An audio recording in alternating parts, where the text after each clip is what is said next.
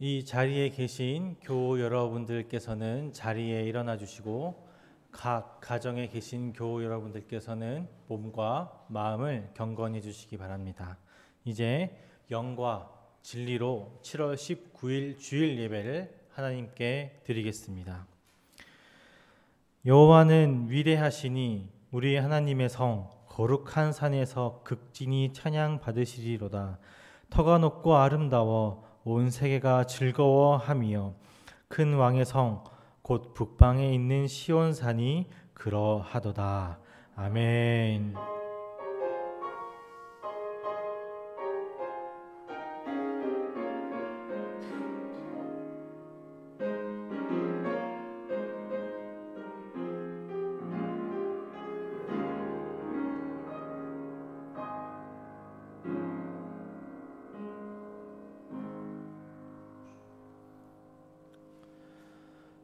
거룩하신 하나님, 당신의 복된 날에 당신께서 사랑하시는 귀한 백성들이 한 자리에 모여 그리고 각자의 자리에서 기쁨과 감사의 예배를 드립니다. 우리의 예배를 기쁘게 받아주시고 온전히 하나님의 이름만 높여지며 또 하나님의 은혜가 풍성히 넘치는 예배가 될 수 있도록 이 시간 함께하여 주시옵소서. 예수님의 이름으로 기도합니다. 아멘.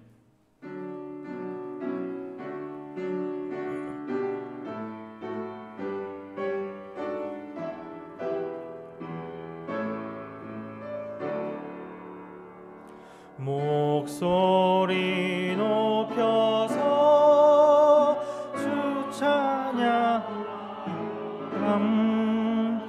영광과 권세와 존귀와 위엄을 오늘이 다스리시는 만왕의 왕께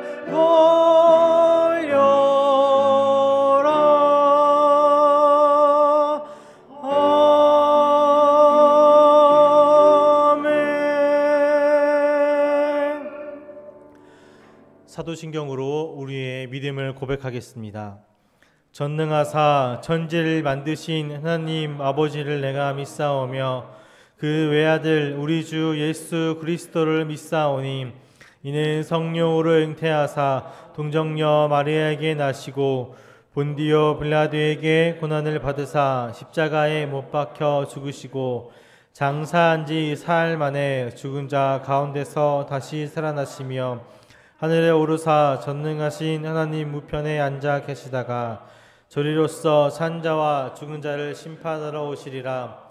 성령을 믿사오며 거룩한 공회와 성도가 서로 교통하는 것과 죄를 사하여 주시는 것과 몸이 다시 사는 것과 영원히 사는 것을 믿사옵나이다. 아멘. 다 함께 찬송가 95장을 찬송하시겠습니다.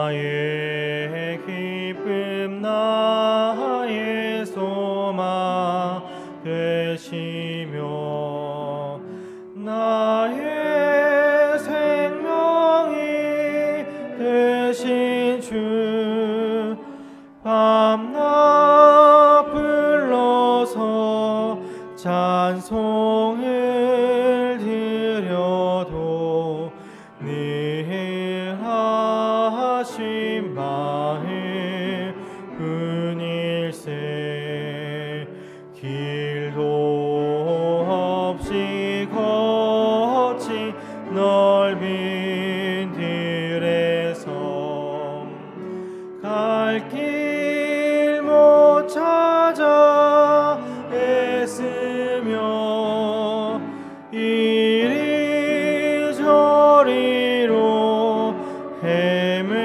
헤매는 내 모양 저 원수 저로 하도다.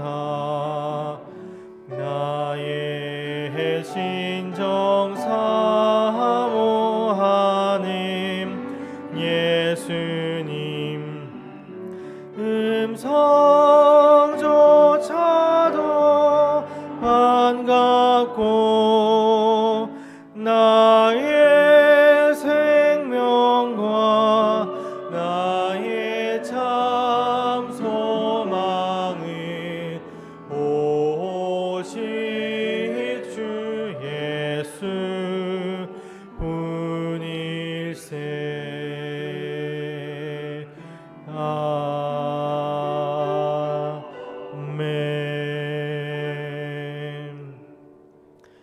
예배를 위해 정금주 지사님 나오셔서 기도 인도하시겠습니다.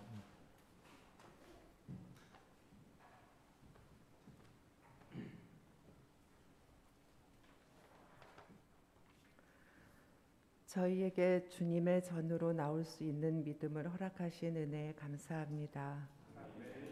비록 모든 성도가 함께 교회에서 예배 드릴 수는 없지만 있는 그 자리에서 하나님만을 소망하며 예배 드리게 하시니 감사합니다. 안팎으로 어려운 시기를 겪고 있습니다. 주님, 저희에게 견딜 수 있는 힘과 지혜를 주옵소서. 어떤 상황 속에서도 하나님께서 일하고 계신다는 믿음을 갖고 있습니다. 하나님은 우리를 붙들어 주셔서 결국 이길 수 있도록 인도해 주실 것을 믿습니다. 잠깐 고난을 당한 너희를 친히 강하게 하시며 털을 견고하게 하심을 믿습니다. 고난과 어려움이 사라지지 않는 이때에 말씀을 전하시기 위해 단위에 세우신 목사님을 기억하시고 말씀을 전하실 때 치료의 말씀이 되게 하여 주옵소서.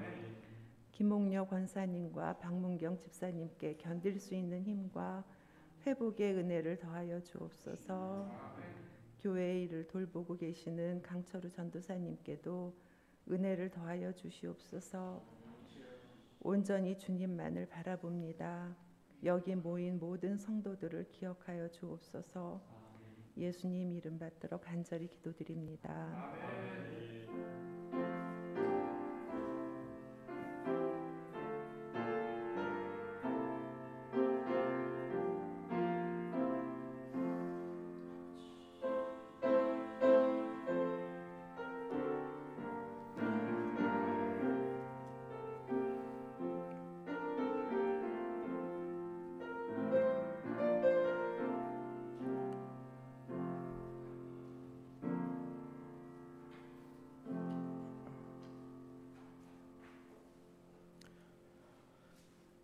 오늘 선포되는 하나님 말씀은 창세기 26장 1절부터 11절까지 말씀입니다. 구약 35페이지 어간에 있습니다. 창세기 26장 1절부터 11절까지 말씀, 우리 한 절씩 교독하신 후에 마지막 11절은 합독하도록 하겠습니다. 아브라함 때에 첫 흉년이 들었더니 그 땅에 또 흉년이 들매 이삭이 그랄로 가서 블레셋 왕 아비멜렉에게 이르렀더니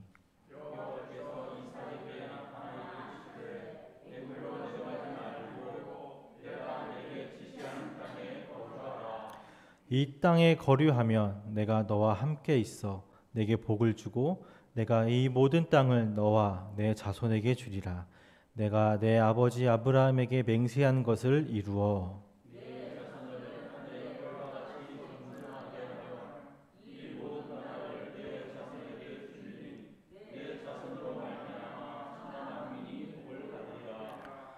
이는 아브라함이 내 말을 순종하고 내 명령과 내 계명과 내 율례와 내 법도를 지켰음이라 하시니라. 그곳 사람들이 그의 아내에게 대하여 물으매 그가 말하기를 그는 내 누이라 하였으니 리브가는 보기에 아리따움으로 그곳 백성이 리브가로 말미암아 자기를 죽일까 하여 그는 내 아내라 하기를 두려워함이었더라.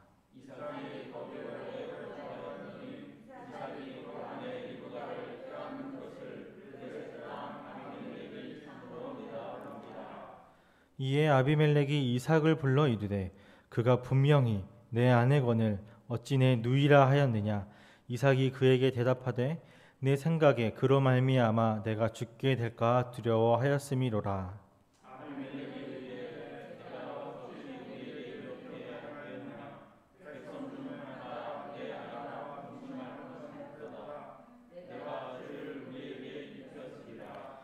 아비멜렉이 이에 모든 백성에게 명하여 이르되 이 사람이나 그의 아내를 범하는 자는 죽이리라 하였더라. 아멘.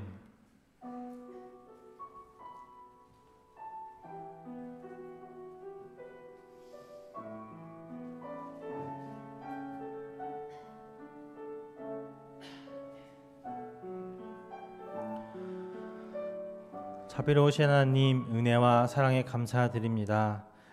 지난 우리의 한 주의 삶 속에서 깨달은 것은 주님이 우리의 삶 속에 깊숙이 간섭하지 않으시면 우리의 하루하루가 살아갈 수 없음을 우리가 깨닫고 고백합니다. 이 시간 이 고백의 내용들과 감사의 제목들을 우리의 마음을 담아 이 예물을 주님께 드리오니 기쁘게 받아주시고 또 새롭게 시작하는 한 주에 우리의 삶의 주인 되시며 아바 아버지 되시는 당신만을 의지하며 살아가는 모든 화음의 교우님들이 될 수 있도록 주님 은혜 베풀어 주시옵소서. 예수님의 이름으로 기도합니다. 아멘. 교회 소식 전하겠습니다. 지난주부터 출입 기록을 위해서 새로운 방식인 QR코드 방식을 시행하게 되었습니다. 이에 관련하여 아직 안내를 받지 못하신 분이나 도움이 필요하신 분께서는 예배 후에 안내해 드리도록 하겠습니다. 교회의 공동 기도 제목과 또 금주에 우리가 집중해서 함께 기도해야 할 기도 제목들을 교회 카톡방과 또 예배당 뒤편에 준비해 놓았습니다. 이를 위해 함께 기도해 주시고 또 특별히 금주에 집중해서 하는 기도 제목들을 보시고 더 집중해서 기도해 주시기를 부탁드리겠습니다. 우리 오늘도 우리 양옆 그리고 앞뒤에 계신 교우님들과 함께 인사하는 시간을 가져보도록 하겠습니다.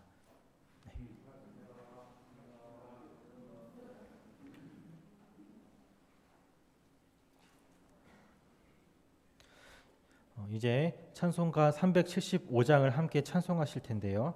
1절, 2절, 4절은 우리가 부르고 3절은 독창으로 하나님께 찬송 드린 후에 목사님 나오셔서 말씀 선포하시겠습니다.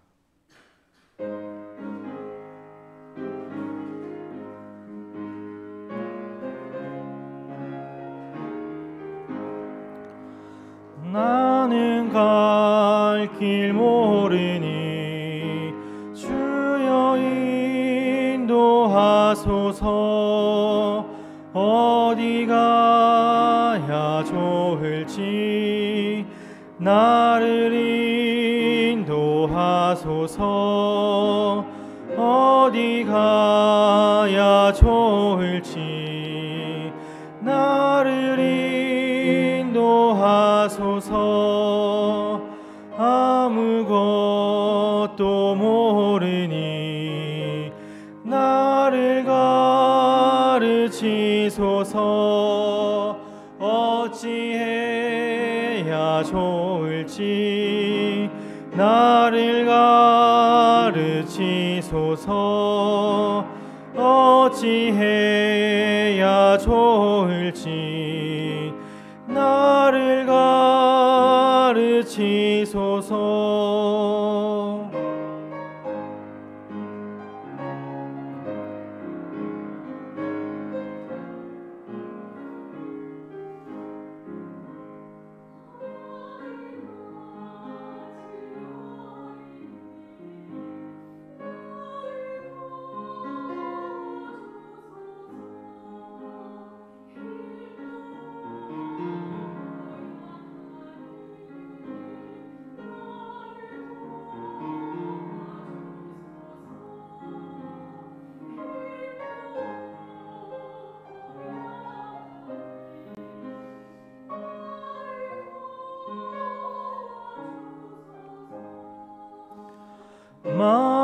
마음심이 슬프니 나를 위로하소서. 의지 없이 다니니 나를 위로하소서. 의지 없이 다니니 나를 위로하소서.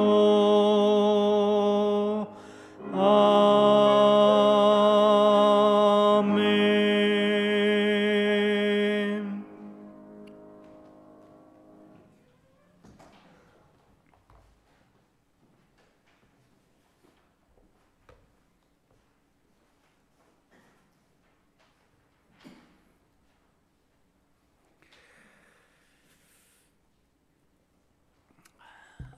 사람의 말에는 자연스럽게 그 의도성이 담기기 마련입니다. 그러나 듣는 사람이 그 의도를 다 파악하게 되는 것은 아닙니다. 우리가 보통 드라마나 영화를 보면 주인공이 이제 어떤 사건 속에 휘말려 들어갔다가 그래서 그 실체를 파악해가는 과정이 그려질 때가 있습니다. 그럴 때 이야기 전개에 어떤 결정적인 전환이 일어날 때 종종 보게 되는 방식 중에 하나가 뭔가 하면 의미 없이 지나쳐 버렸던 어떤 등장 인물들의 말 하나하나가 어떤 식으로든 이렇게 깨어 맞춰진다라는 데 있죠. 그럴 때 이제 등장 인물이 주인공이 됐던 누가 됐던 그 대상이 이제 사건의 어떤 전말을 파악하게 된다든지 아니면 몰랐던 상대방의 어떤 마음이나 생각을 의도를 뒤늦게나마라도 알게 되는 그런 일들이 우리 종종 묘사되곤 합니다. 성경 말씀에서 우리는 바로 그런 면에서 하나님의 의도성을 우리는 발견하게 됩니다. 창세기 25장에 이제 들어서면 아브라함의 생애가 끝이 나고 이삭의 족보 이야기가 이제 시작되면서 26장으로 이제 이어집니다. 우리가 함께 읽은 본문 1절 말씀 이렇게 시작하죠.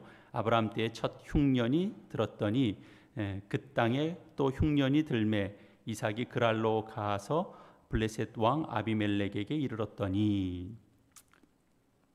성경은 단순히 그 땅에 아버지 아브라함 때와 같이 큰 흉년이 들었었다라는 그냥 정보를 전하려는 것이 아니고 흉년이 이유와 원인이 돼서 일어난 어떤 일이 이삭의 때에도 유사하게 일어났다라고 하는 것을 지금 말하고자 하는 것이 여기 이렇게 암시되고 있는 겁니다.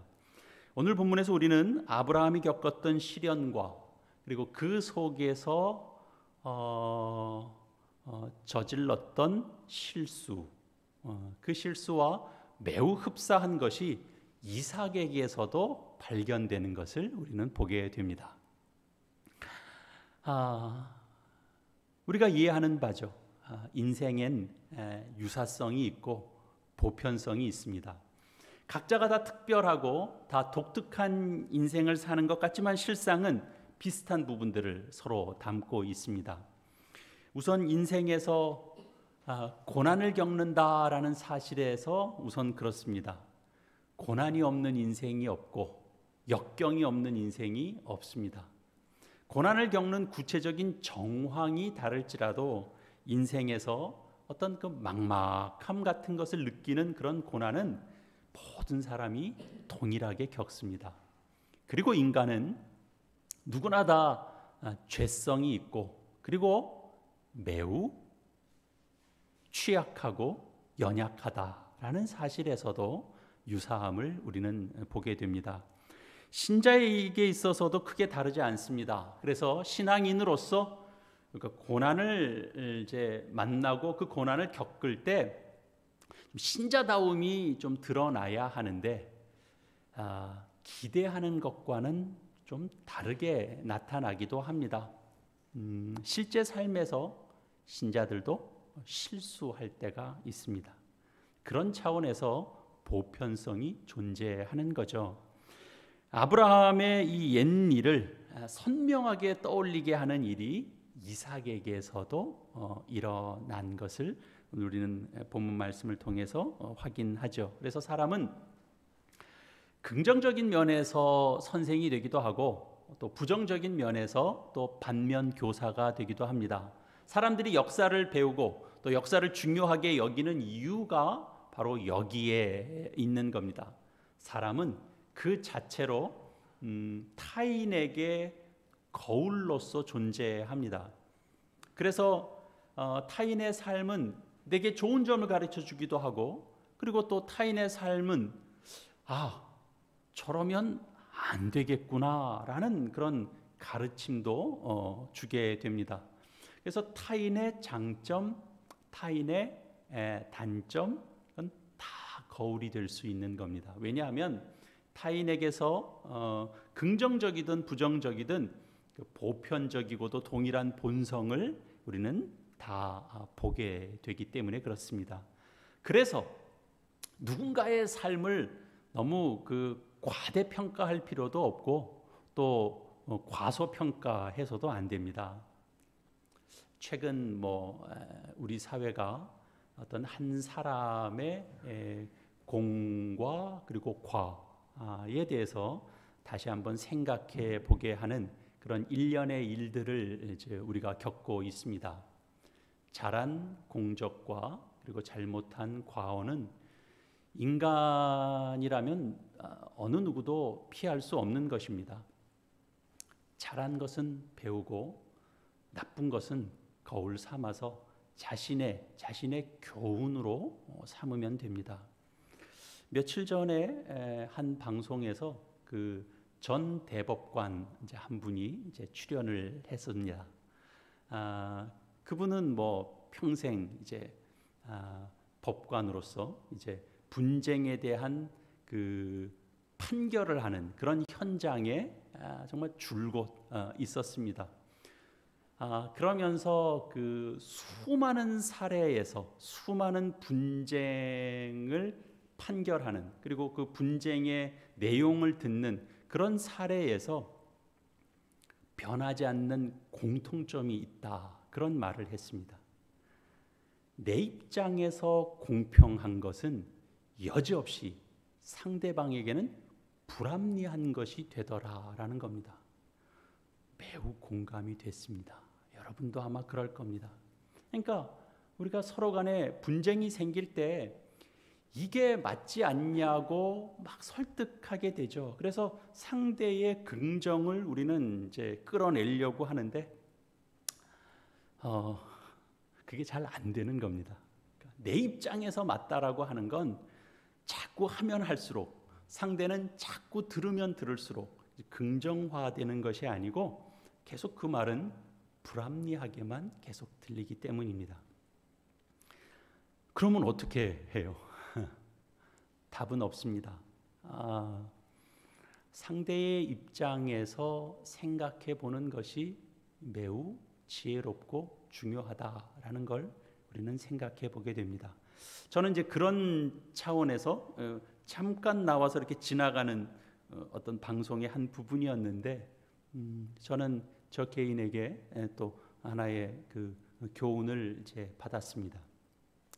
본문으로 좀 돌아와서 보면 이삭은 아브라함과 동일한 고난을 겪었지만 또한 동일한 보호의 은혜도 받았습니다. 그 은총은 매우 특별한 어떤 섭리 속에서 가능한 그런 이제 특별한 보호였습니다. 아브라함은 그의 생전에 2번의 기근을 만났습니다. 매우 극심한 그런 기근이었습니다. 그래서 그는 2번 그 흉년이 이제 주는 그런 기근을 피해서 주거지를 이제 옮겨야만 했습니다.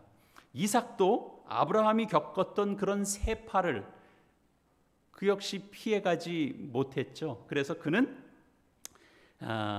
그랄로 가서 블레셋 왕 아비멜렉에까지 이르게 됐습니다. 그러나 우리가 아브라함과 이삭의 인생에서 볼 수 있는 것처럼 약속의 백성들, 그리스도 안에 있는 하나님의 자녀들은 고난을 겪지만 그 고난 속에 내팽겨치지는 않는다라는 사실을 확인하고 우리는 그 사실에서 위로를 얻습니다. 하나님께서는 아브라함과 이삭이 고난을 만날 때마다 그들의 신앙이 이렇게 낙심되지 않도록 그리고 그 고난 속에서 길을 잃거나 낭망하지 않도록 친히 나타나셔서 말씀으로 그들의 심령을 위로해 주시고 그들의 갈 길을 인도해 주셨습니다. 하나님께서는 믿는 자들에게 일반 불신자들에게 허락하는 그런 은총이 있습니다만 그런 은총을 뛰어넘은 그런 특별한 섭리, 특별한 그런 인도하심을 베푸십니다. 믿음 안에서 주어지는 약속과 은총, 그것은 사람과 시대를 초월해서 동일하게 역사합니다. 아브라함은 죽어 하나님 품에 안식했지만 아브라함에게 주어졌던 믿음, 그 믿음은 2세대 이삭에게 또 주어졌고, 이삭은 또 그 믿음으로 인해서 아브라함과 본질적으로 동일한 그런 사랑과 보호를 받습니다. 오늘 본문에서도 보는 것처럼 여호와께서 이삭에게 나타나 이르시되, 이건 놀라운 위로입니다. 우리에게도 동일한 그런 위로가 됩니다. 그때 거기서 말씀하셨던 하나님께서 지금 여기에 우리와 함께 하시고 우리에게 말씀하시는 하나님이시기 때문에 그렇습니다. 우리 2절과 4절 말씀 다시 한번 보시면, 여호와께서 이삭에게 나타나 이르시되 애굽으로 내려가지 말고 내가 내게 지시하는 땅에 거주하라. 이 땅에 거류하면 내가 너와 함께 있어 내게 복을 주고 내가 이 모든 땅을 너와 네 자손에게 주리라.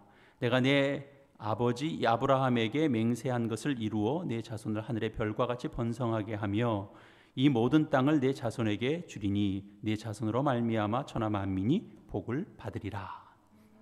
우선 내가 내게 지시할 땅에 거하라 그러죠. 그 말씀은 아브라함 때부터 약속하고 거듭 확인해 오셨던 그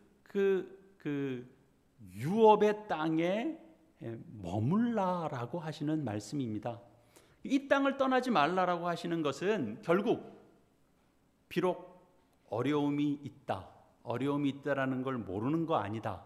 어려움이 있더라도 약속에 대한 그 애착을 가지고 그 약속에 대한 소망, 그 쉽게 버리지 말고 오히려 그 약속과 그 소망을 더 믿음으로 더 굳게 붙들라, 그렇게 말씀하시는 거죠. 그게 뭡니까?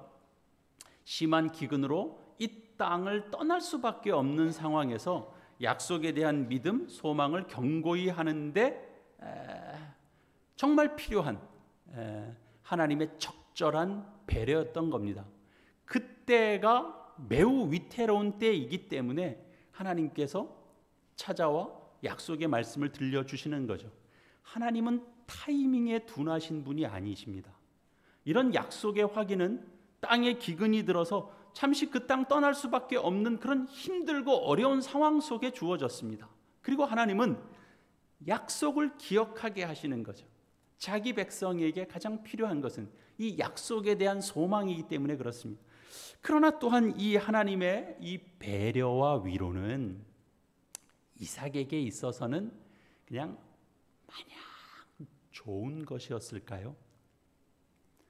이 하나님의 약속, 이 하나님의 배려, 이 하나님의 위로와 어떤 인도의 말씀은 이삭에게 있어서는 좀 편하고 손쉬운 길을 버리고 하나님과 더불어 이 고난의 때를 좀 뚫고 나가게 하는 그런 시험과 연단의 어떤 계기, 어떤 시간, 그런 게 되는 거죠. 하나님께서는 약속을 주셨지만 아브라함에게도 이삭에게도, 그러나 그 땅에서 나그네요 그리고 순례자로서의 지위, 그 이상을 주시지는 않으셨습니다. 이 땅에 거류하면 이렇게 되는, 결국은 그 땅에서 나그네처럼 너는 있어라, 그런 내용입니다. 그 말은 결국 그가 그의 후손들에게 완전한 소유로 이 땅이 주어질 때까지 그는 어쩌면 발붙일 그런 마땅한 곳이 없는, 그런 것을 아직 찾지 못하는 그런 나그네와 같은, 나그네가 뭡니까? 안정되지 않은 거잖아요. 불안정해요. 그런 불안정한 삶을 너는 감내해라, 그런 약속의 말씀입니다.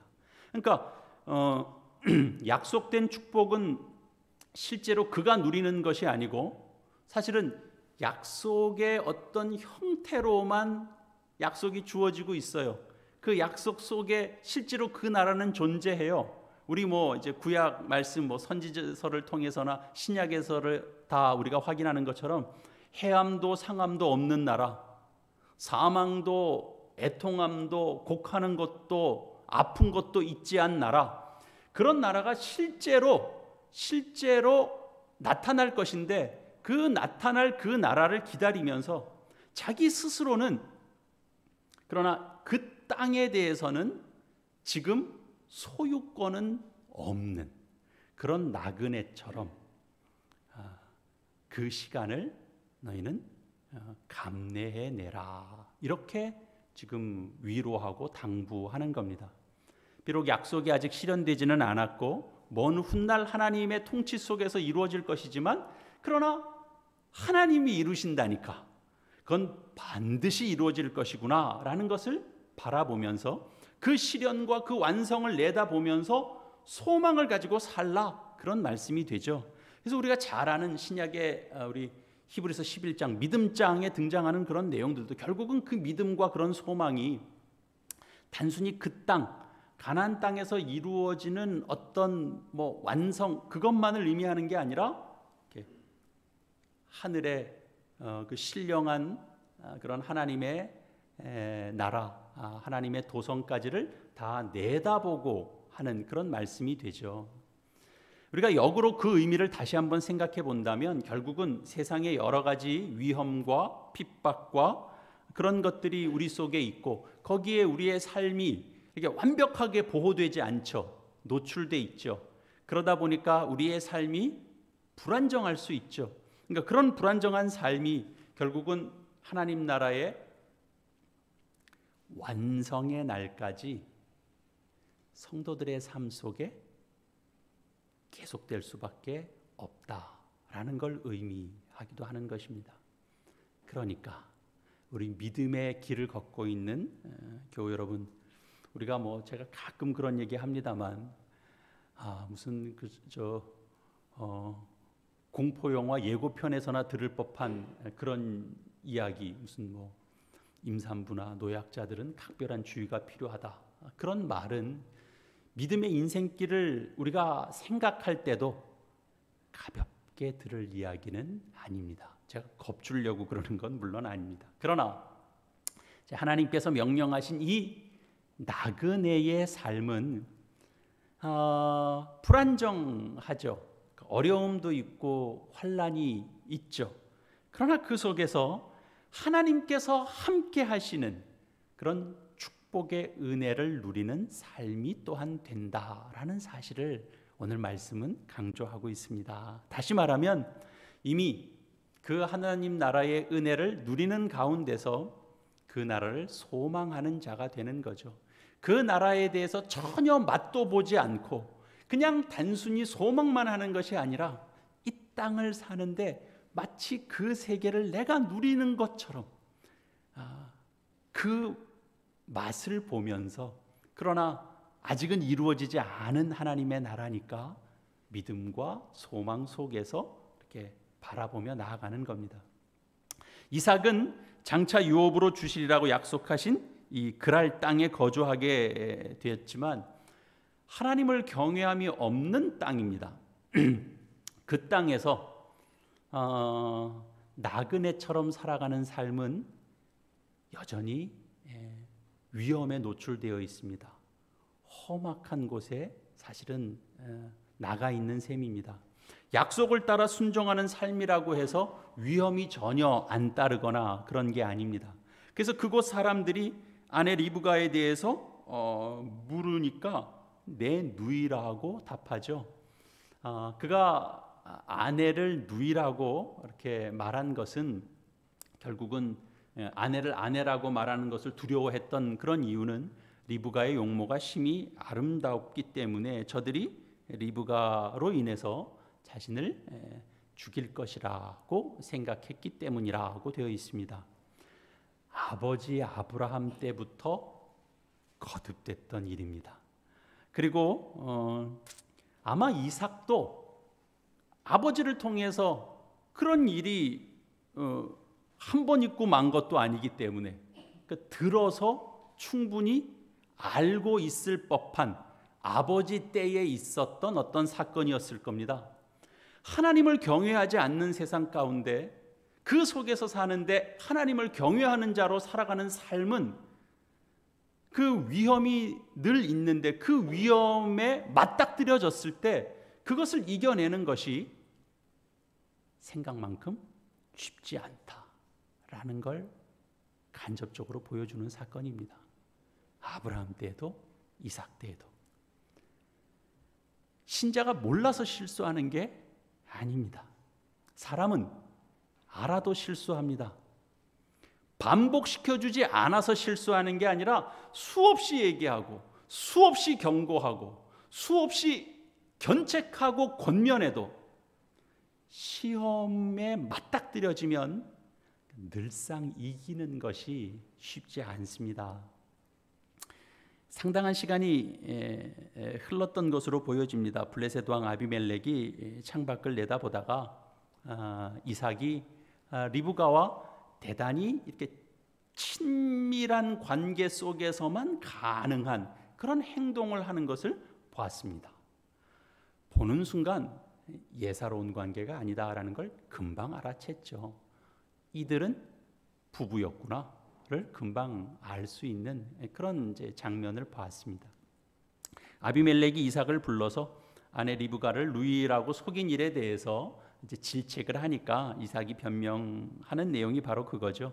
내가 아내로 인하여 죽게 될까 두려웠다라고 고백합니다. 아비멜렉은 내가 어떻게 우리에게 이렇게 행했냐? 백성 중 하나가 내 아내와 동침하기 딱 쉬울 뻔했다. 그랬다면 바로 내가 죄를 우리에게 입힌 꼴이 되고 마는 거다. 그렇게 이제 책망을 하고 서둘러 백성들에게 이제 명하기를 이 사람이나 그 아내에게는 그 아내를 이제 범하는 자는 내가 죽인다. 이렇게 아주 매우 강하게 경고를 했습니다. 결국 내용은 뭐죠? 아비멜렉은 결과적으로 이삭과 리브가를 강력하게 보호해주는 그런 조처를 취하게 된 겁니다. 사람은 하나님의 부르심, 또 하나님의 은혜에 항상 미치지 못합니다. 그러나 하나님은 그들을 통해서 이루실 거룩한 뜻을 하나님 늘 생각하고 계시기 때문에 오히려 이방인을 통해서라도 그들을 보호하신 겁니다.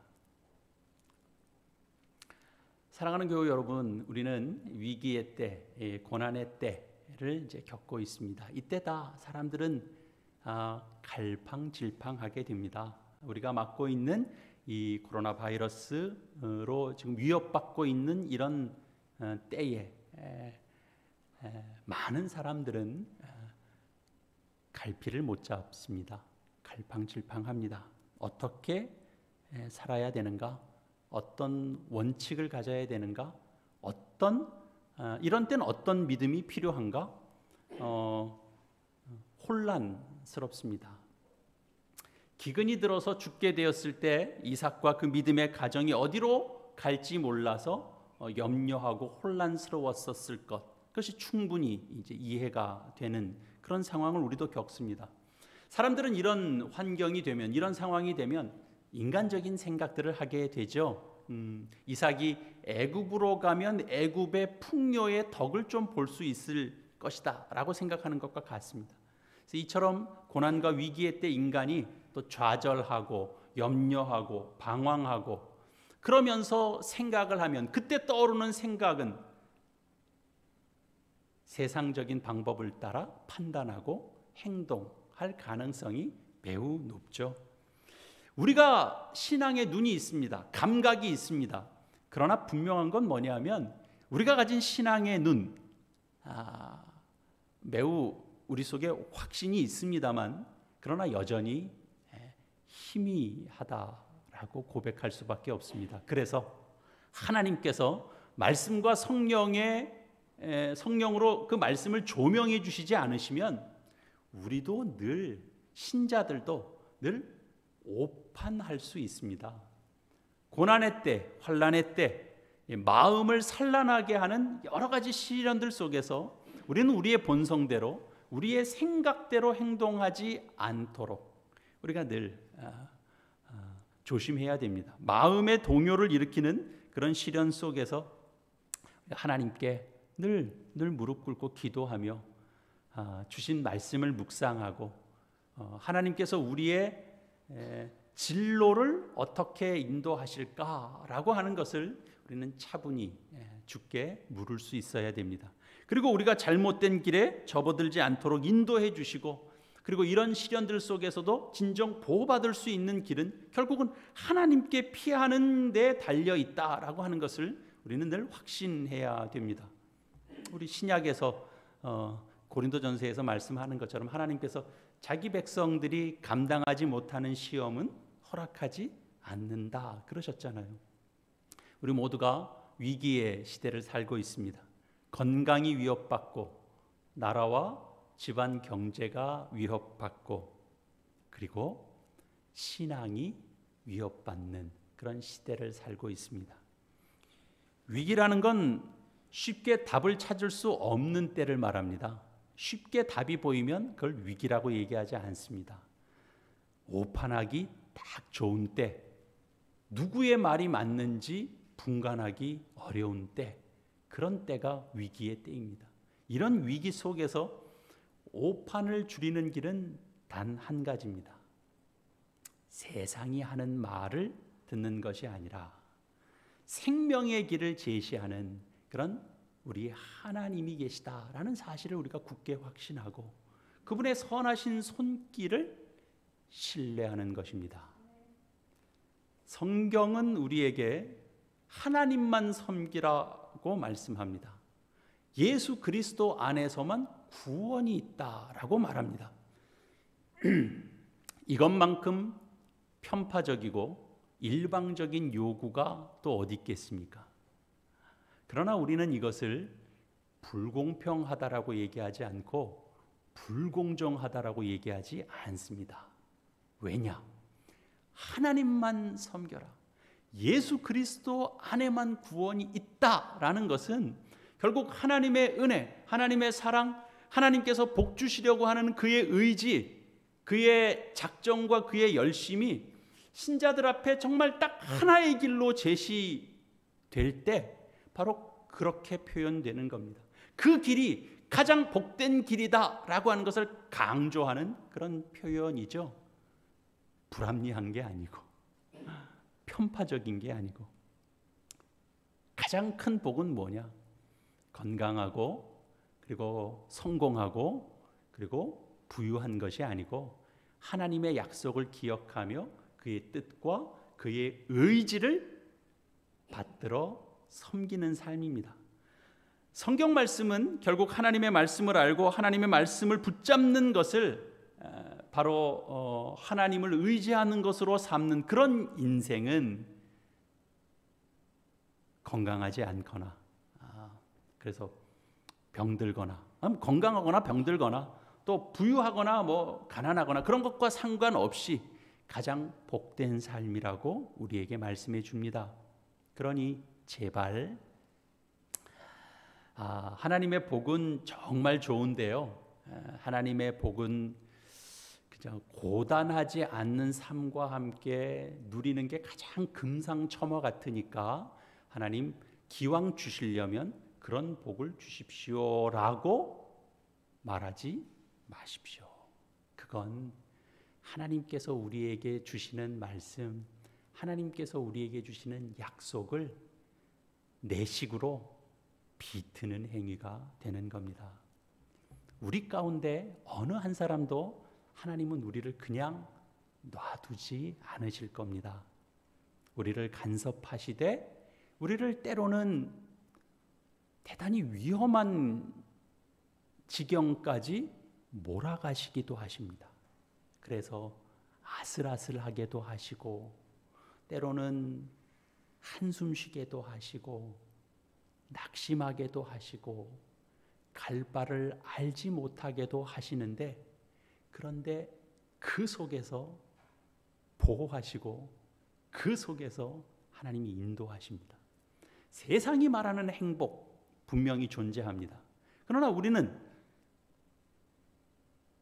떳떳하게 그 얘기를 해야죠. 정말 우리가 그 작정을 우리 스스로도 해야죠. 세상이 말하는 행복과 하나님께서 우리에게 약속하시고 말씀하시는 그 행복과 내가 한번 꼭 비교하리라. 정말 여러분 비교해 보셔야 됩니다. 우리에게 약속되어 있고 그리고 현재도 누리고 있는 복은 죽음조차도 두렵지 않는 그런 복을 우리는 누리고 있습니다. 우리가 혼란한 때를 우리가 살고 있습니다. 우리는 몰라서 실수하는 존재들이 아니고 알아도 실수하는 그런 연약한 존재들입니다. 부모로부터 수십 번 들어 알아도 내 처지 내 형편이 되면 또다시 똑같은 실수를 반복하는 자들이 바로 저희들입니다. 그러나 그 연약한 존재들을 예수 그리스도 안에서 구원하시고 그리고 마침내 복된 생명의 약속으로 우리를 그때그때 인도하시면서 하나님께서 자비의 손길을 베푸셔서 우리가 한 것으로 결과 맺고 보상받는 것이 아니고 하나님의 의지를 따라 그 약속을 이루시는 하나님의 신실한 손길을 따라 우리의 인생은 그렇게 인도함을 받을 것입니다. 그러니 우리 혼란이 이보다 더 가중된다 한들 흔들리지 마시고 하나님 바라보고 이렇게 세상이 막 흔들리고 그럴 땐 우리는 어떻게 살아야 되나 다시 한번 하나님 앞에 물으시고 하나님께 우리의 삶을 맡겨 나가는 그런 선택이 과연 나한테는 어떻게 일어날 수 있는지를 늘 확인하며 또 하나님 앞에 맡기며 나아가는 저와 여러분 다 되시기를 이 말씀으로 축원합니다.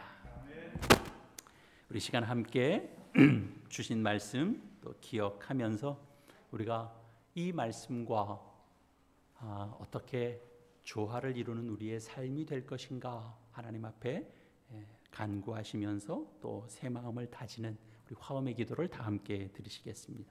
기도하시겠습니다. 하나님 아버지, 우리는 연약합니다. 우리는 부족합니다. 아버지 하나님, 우리는 몰라서 실수하는 존재들이 아니고 알아도 실수하는 존재들이고 반복해서 가르쳐주면 우리는 깨닫고 이해하는 존재들이 아니고 끊임없이 실수를 반복하는 자들입니다.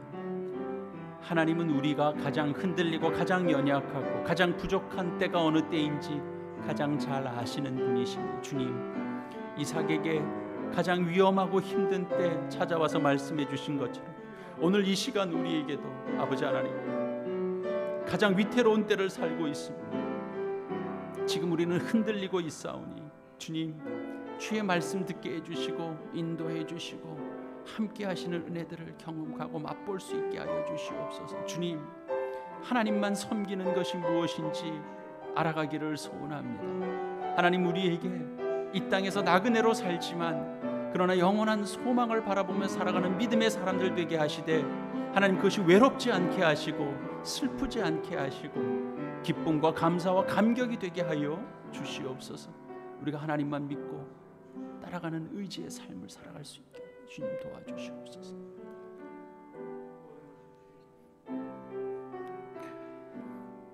주님, 저희는 주의 사랑과 구원을 놀라운 하나님의 은혜로 받고 있지만 그러나 온전한 존재들이 아님을 고백합니다. 위기를 맞으면 두렵고 고난을 맞으면 혼란스럽습니다. 뭐라도 선택하며 살아야 하는데 그 선택마저도 온전한 것이 되지 못할 때가 종종 있습니다. 주님, 주께서 저희의 위기의 때를 아시고 저희가 가장 흔들릴 때를 아시는 주님께서 주의 약속의 말씀을 듣게 해주시니 감사합니다. 세상에 치우쳐져 있던 생각을 다시 보게 하시고 자기 판단으로 달려가는 길을 멈추게 하여 주시니 감사합니다. 멈춤의 은혜를 감사로 고백하며 살 수 있는 자들 되게 하여 주시옵소서.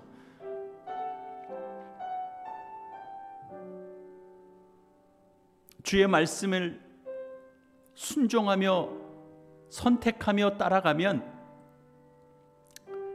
그 삶이 당장 윤택해지거나 걱정이 사라지는 것이 아니라 고단한 삶의 형편은 여전할지라도 하나님 그 속에서 하나님께서 주신 그 약속에 대한 믿음과 소망 가지고 오늘을 주께 맡기며 이 땅에서 참된 복을 맛보고 누리는 자들 되게 하여 주시옵소서. 이 위기의 때에 희미해져가는 저희의 눈을 주님 밝혀 주시옵소서. 저희로 성령의 조명하심을 입게 하셔서 온전한 주의 말씀 보고 듣게 하시고 주의 말씀 붙들고 우리가 범하는 실수, 우리가 저지르는 오판을 뛰어넘는 복된 인생으로 하나님 결실케 하여 주시옵소서. 주님을 우리의 삶 가운데 평생 경외하며 살아가는 우리의 삶이 되도록 하나님 오늘도 우리와 함께 하여 주시옵소서. 예수님의 이름으로 기도합니다. 아멘. 다 함께 일어나셔서 우리 찬송가 620장 3절 찬송 같이 하겠습니다.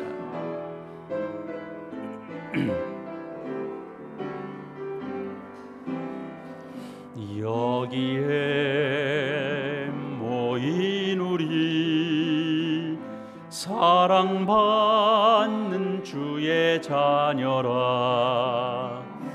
주께서 뜻하신 바 우릴 통해 펼치신다. 고통과 슬픔 중에 더욱 주님 의지하오니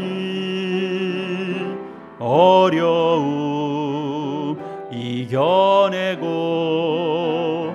주님 더욱 찬양하라. 이 믿음 더욱 굳세라. 주가 지켜주신다. 어두운 밤에도 주의 밝은 빛 인도하여 주신다.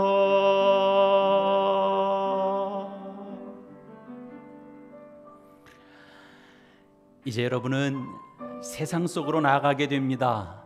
그 세상은 고난의 때에 약속의 말씀으로 위로하시고 인도하시는 하나님을 모르는 세상입니다.